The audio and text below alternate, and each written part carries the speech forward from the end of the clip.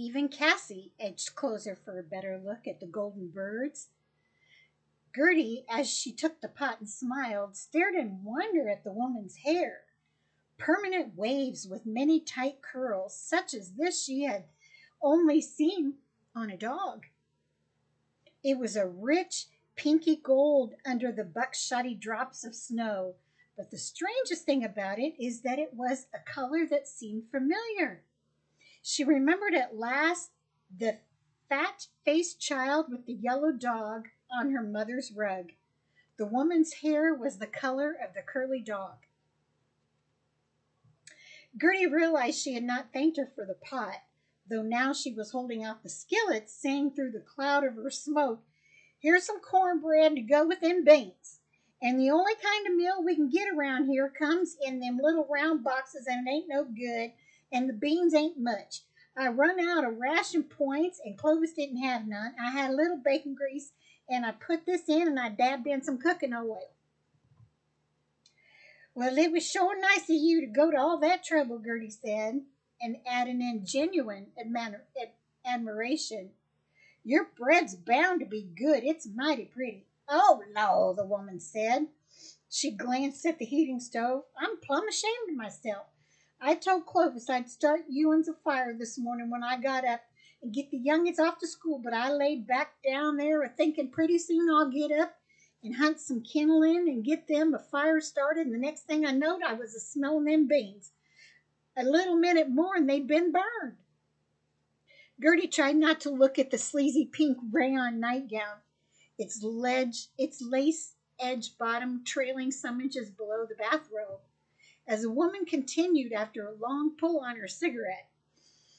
"Then as soon as I got up, WWII, she told me, 'Mommy, a strange boy's a-come knocking while you was a-sleeping, and I knowed it was a Ewins. But you said you'd knock my head off if I woke up again.'" And the skinny, paled-haired little girl stuck her head around the half-open inner door. "Now get, WWII," the woman said. "I told you to stay home and start getting ready for school. Claudie, Jane, and Gilbert," she was talking again to Gertie, "them's my boys. They'll be a-getting in for lunch right away. If the Ewins need anything like something from the store or anything to borrow, you just a-holler. I live next door. My name's Meanwell, Sophrony. And I'm right sorry that for the first time in 6 months, when somebody does come a-knocking on the youngin' don't come a-waking me screaming, 'Mommy!' It had to be one of Ewins." And she was gone, the golden slippers tripping through the snow, golden peacocks, smoke, and cigarette sparks whirling in the wind. Gertie stared after her, the pot in one hand, the skillet in the other, until Clyde said, "Wasn't she dressed pretty, Mom?" And Enoch said, "Mom, I'll bet she's from somewhere back home. She kind of talks like us." And Cassie whispered, "Mom, I bet that's the kind of shoes angels wear." Reuben came sniffing hungrily at the beans, but Gertie was silent, shaking her head, staring at the door, as if she could still see the woman past it. Clyde took the skillet and asked, "What's the matter, Mom? Wasn't it nice of her to come over? Don't you like her?" Gertie spoke as if to the door. "Well, I was just thinking that Mom was right. I ought to be up here with your daddy. And if in that nightgown, or wearing that nightgown this time of day, a body could see right through it." And she realized that Clyde was listening way too much attention. She turned away from the door too sharply and struck her hip on a corner of the sink. Her uneasy wanderings on Clovis were smothered out by an ever-growing awareness of the pale walls, the overcrowded little room, and the air with that unventilated gas stove growing. Even worse than that on the train, something thick and dirty that burned her nose and gave her eyes a heavy sleeping feeling. Several times she tried opening the outer kitchen door for a bit of breath, but each time the wind knocked it back and forth so violently the glass seemed ready to break. The windows seemed to have been made to let the light only in. None of them would open at the top at all, and only 2 of the bottom sashes were neither stuck nor frozen shut. Once these were open, there was still the second pane of glass. True, a body could open 3 little holes in the bottom of the frame, but the bit of wind that came through seemed only to make the floor colder without any freshening of the air. She had turned the oven off as soon as the coal stove began to throw out heat. But during supper, she not only had to turn it on again and bake the cornbread, but also keep most of the burners going. Soon some curious moisture in the air made the kitchen wet as a dripping stew pan. Condescending steam ran down the windows in rivulets and dripped from the gas and water pipes that ran through the kitchen, the bathroom, and one bedroom. More water made an oozy sweating on the walls. The cook stove itself turned out to be a contrary little thing. She was always turning the wrong knob, and twice she burned her fingers on the pot handles that had got across to the next flame. Worse, she was always hurrying up to it, thinking that she had let the fire go out. She would stoop, reaching for wood, and each time remembering only when, instead of the wood box back home, she saw the gray cement of the floor. She was continually bumping into the children, especially Cassie. She had just shooed her from underfoot again when a brassy-voiced man cried from the bedroom behind the kitchen, "Now don't forget to tell your mother about Tootsie Rootsies, the cereal our soldiers eat." Gertie sprang towards the sound. Some crazy man must have broken through the thin wall on Sophrony's side. She almost fell over Cassie, terrified into muteness, followed by Amos screaming with fright. Last came Enoch, doubled up with laughter. "They thought it was a man, Mom, a real man." And then the greatest thought of all came over him, and he jumped up and down crying, "We got a radio, Mom, we got a radio. Pop had it hid." Clyde, too, jumped up and down and cried, "Oh, goody!" But Gertie cried above the radio, "Shut that thing off! All that racket in this little place." "Oh, Mom," Enoch said, making no move to obey. "Everybody—" His voice was drowned out by that of the radio, which under Clyde's inexperienced manipulation had grown louder instead of softer. Gertie was crying in agony, "Make it quit, Enoch, make it quit!" When on the other bedroom wall the same banging fist sounded. "Damn good! Damn you guys, make a lot of noise!" And the fist banged again when Gertie, who had run to the sound, stood blinking at the wall, expecting to see the fist, hairy and huge, like that of Goliath, come crashing through. Enoch hastily turned down the radio. Silence came to the wall, but Gertie continued to stand by it, held by her memory of the man's outcry. The tone had been more begging than commanding, a weak helplessness and misery. Hopeless, the man a Samson with his hair grown long again, but blinded, a man like herself. There came a banging on the kitchen door, but before she could reach it in 6 steps and 3 bumps, the door was shoved open, and a big chunk of a red-faced, eyebrowless man took the 2 steps between the door and the icebox. He jerked open the top door with no glance at either the milk or at Gertie when she cried to him to watch out for it, swung ice from his shoulders, shoved it in, and strode out again as she reached frantically for a tipped-over bottle. She was sopping at the mess that the milk had made, run as it had down through the wooden slots into the wooden part, when he came back with a smaller chunk of ice. Giving her no time to get out of his way, he swung it over her head and wedged it in with the other chunk, pushing hard with one huge red-haired hand. It took a still harder push to shut the door on the ice, but it immediately popped open with a trickle of sawdust. Cold dust-laden water began to drip into the floor. 46 cents, he said, holding out his hand. "Well, you've spilled my milk, and you crammed that box so full the door won't shut, and I didn't ask for none," Gertie said. "Huh?" the man said, his blue childlike eyes opening still wider as he repeated, "That's 46 cents, lady." "But I didn't ask for no ice." The "huh," that seemed more like a belch than a word, came again as he looked at her. "Lady, you gotta have ice. I gotta sell. You gotta buy." "Pay him, Mom," Clyde whispered. "We have to have ice. It's so hot in here, everything will ruin." Gertie went to her coat for another dollar bill, while the man stood in the door and filled the alley with his mighty belching roars of "Ice! Coal! As he took the money, his glance rolled slowly, appraisingly over her face. Anything else you want, Cole? She shook her head, but he continued to study her face, his tongue reflectively licking his back teeth, and they made a bulge in his jaw. You want a chance? You want to make money? You got to take a chance, you know? You want a slip? A slip? And when he continued silent tongue-rubbing cheek, Gertie nodded towards Maggie's bit of cornbread on a kitchen shelf. Like that, I've already got one. To help the good sisters. He glanced at the pink card, and then he studied her face a moment longer, and he shook his head. Now, he said, the sound rising in his stomach and falling down his nose. He went then crying, "Ice!" into the snow. The dusk had deepened until the flickering steel mill lights made a bloody brightness on the windows when there came another banging on the door. Good God, they're not going to get any rest, are they? It was Clovis. He looked peaked, she thought, but hardly had a chance to look at him before the children came swarming over him, so crowding the tiny kitchen that she backed against the icebox, watching.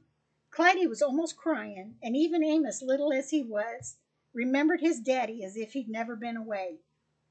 She felt a sharp thrust of guilt. It was in truth that, like her mother said, the children had a right to live with their father. Seemed like something they loved him better than her, especially Enoch and Clyde. But then she'd always been the one to give them the work and the scoldings. Clovis had brought all the fun. Trips to the coal truck, the river in the summer, grape hunting in the fall. She never had the time. In a moment, she looked across their heads and smiled. Supper ready, Gert? I'm starved for some of your good cooking. I ain't had a bite of fried meat, seems like, since I got up here. Well, I ain't got no fried meat, she said, but I've got supper. I'm figuring on some good eating. I ought to have had a heap of ration points. You never used none at home. They pulled the table out from the wall, and there was room for Clovis and the other children to squeeze onto their chairs, with space enough left at the corners for Amos and Cassie to stand. Gertie never sat down, but as she had often done at home, stood between the table and the stove, waiting on all of them. Clovis, she saw, was displeased with the food. He looked resigned and disgusted, as he had used to be when she left eggs out of the cornbread in order to save a few more to sell. Some of Sophroni's beans were left, and they were good, better than her own scrambled eggs and cornbread. The eggs had stuck for lack of grease, and the bread, badly baked to begin with, was dry and hard and lifeless. He jerked his shoulders when Clyde praised the new dishes, and Enoch started carrying on about the wonders of the radio, and Cassie admired his new work clothing. Gertie, sorry that after he had bought so many things for them, she didn't have a better kind of supper, said, trying hard to act pleased, "You've done real good, Clovis, to buy so much stuff, and send us the truck money besides." He looked at her with a great showing of surprise. "Law, woman, you surely don't think I've paid for all this. Up here, everybody buys things on time." She had fixed herself a plate of cornbread and beans and set it on the rim of the sink and started to eat, standing up.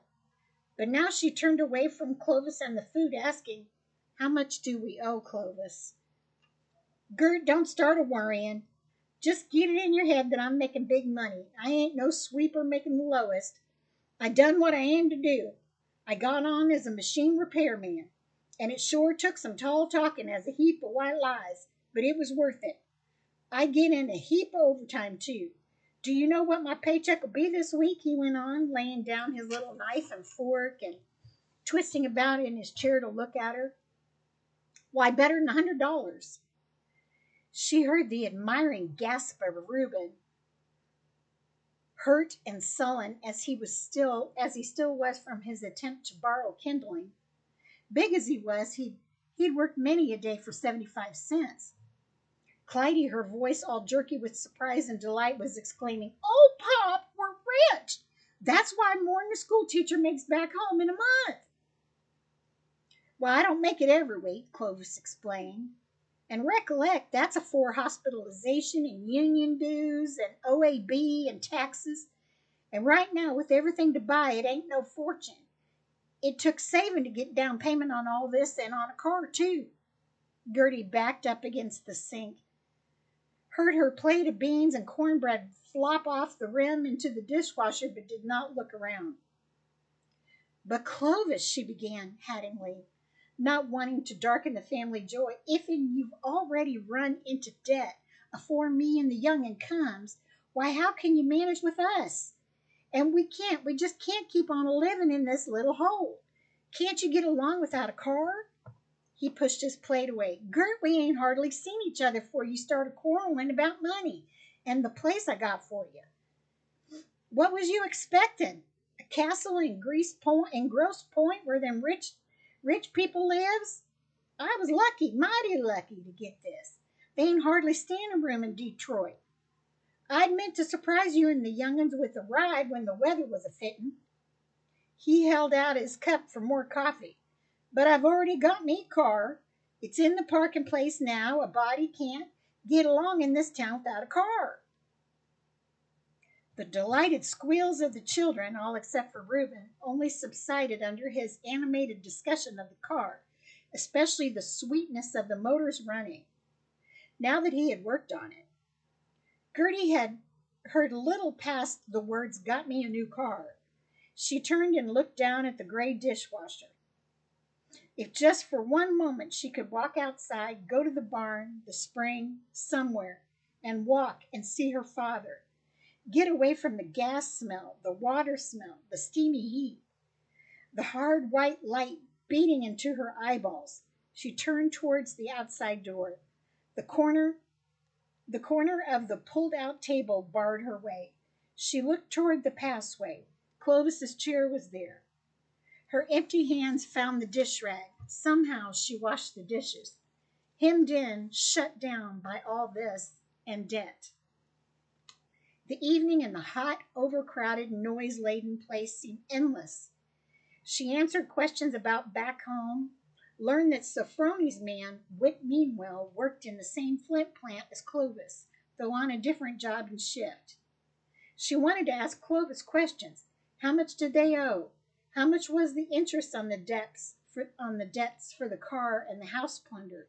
Where was the school and how far away was it? But the radio was on, and she talked little. As soon as the children were asleep, Clovis had no thought for answering questions. Amos had been put to bed on the cot in the middle of the room, so that Gertie and Clovis were alone in the room beside the kitchen. Still, she was conscious of the restless sleep of the children on the other side of the thin walls. They were all so close together it didn't seem decent. The whole place wasn't as big as either of the two main rooms at the Tipton place. She shut her eyes and tried to think that she was there with Clovis, and she fell quickly into a deep, satisfied sleep. She drowsed and dreamed of Pines talking. The talking rose became the roar of a fast through train, its screeching whistle rising above the roar as it seared through the street. This was followed at once by the tumultuous sound of its passing, so close it seemed in the very house. Amos and Cassie screamed out in fright, and then as the sound subsided, they sank gradually into a whimpering half-sleep. There remained only the quiverings, the windows, the steel springs of the bed, the dishes, a chair touching the wall. There came at last a silence so complete she could only hear the ticking of the clock under the bed and the snoring of Sophrony's children behind the wall of the girl's bedroom. The feeling that had followed her at times since she had got on the train came back in the silence. She had forgotten something very important, but what? She was sorting out all the things she'd left behind when she found herself lifted on one elbow, listening. Someone was moving about on the other side of the wall. She heard running water, the soft thud of a pot going over the gas flame, the creak and a slam of an icebox door, breakfast getting sounds. Soon she heard the opening and closing of the outside door, and whoever it was did not come back. He had not taken time to eat his breakfast. He was most likely the husband of that Sophrony in the sleazy nightgown. She was too lazy to get up and cook him breakfast. She drowsed but slept enough, never coming to drown out the strangeness of the bed and closeness of the air. It seemed only a little while before she found herself listening again. A singing it was in the alley now. Tipsy he was and a tenor. There'll be a pie in the sky. And a woman's voice cut him off, something like the girl, Maggie's, but near crying. Please, Joseph, please, the neighbors. Oh, quit your talking, the man said. And a door on the other side of the alley slammed. Talking? What was talking? She wondered. Then the door next to her own was opened quietly, but slammed shut so loudly that Clovis turned in his sleep. She heard the opening of the oven door, the little whoosh of the lighting glass, and the opening and closing of the icebox door. A chair was pulled out, followed by a hissing sound of the cap jerked off a bottle of something fizzy like pop. She heard a chair tip back against the wall so close through the thinness it seemed like she could feel it. She could see the man's chair leaning against the wall, his cold feet warming in the oven as he drank from a bottle. She heard the soft clink of the glass on the steel as he put it down. But where had he been and why at this time of night? She sat straight up in bed with wonder and surprise when the voice came low, more than like a sigh than a voice. Oh, Lord, that moving line. And the voice was a woman's voice. It was Sophrony's. The sounds on the other side of the wall or her own abrupt movement awakened Clovis enough that he murmured sleepily, Don't be afraid, Gert. The door lock's good. Oh, I wasn't afraid, she whispered. It's just that Sophrony. Why, she just got home. He clapped one ear against the pillow, put an arm over the other. Well, when else would a woman on the 3 to 12 shift get home?